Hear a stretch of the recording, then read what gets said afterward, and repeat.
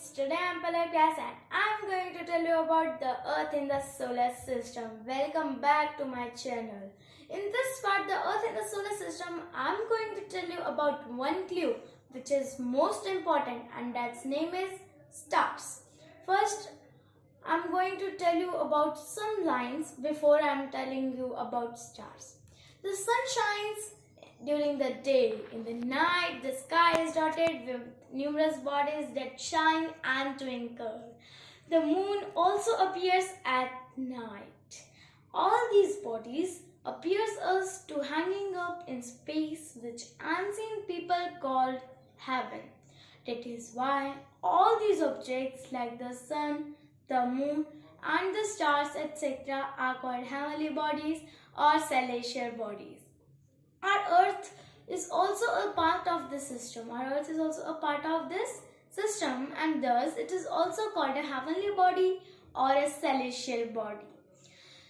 So let's start about stars. These are self-luminous bodies. It means they have their own heat and light. They are usually very big in size, and so when we see them in the sky, we always find that they are very small and tiny like the little dots in the sky. Now why they are so small and tiny like this little dots in the sky? Because they are so far away from us, and we see them very small and tiny like the little dots in the sky. If we see in the sky that some stars appears single, and some can be seen in groups. Now, groups of stars forming a particular pattern is called constellation. What they call constellation? One such a constellation is a group of 7 stars which is called Saptarishi.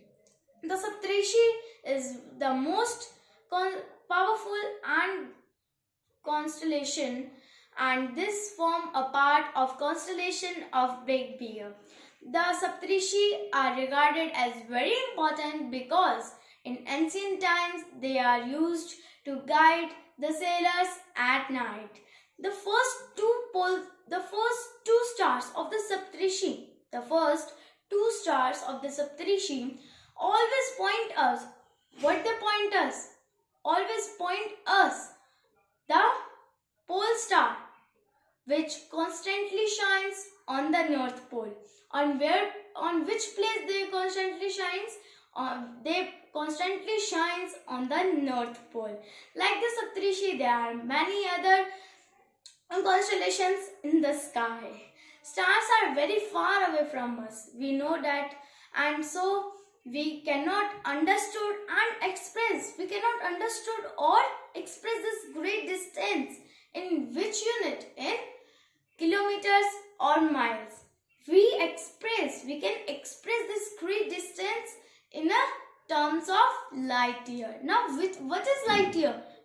Why they are called light year? Because the distance which a light travel in a year is called a light travel.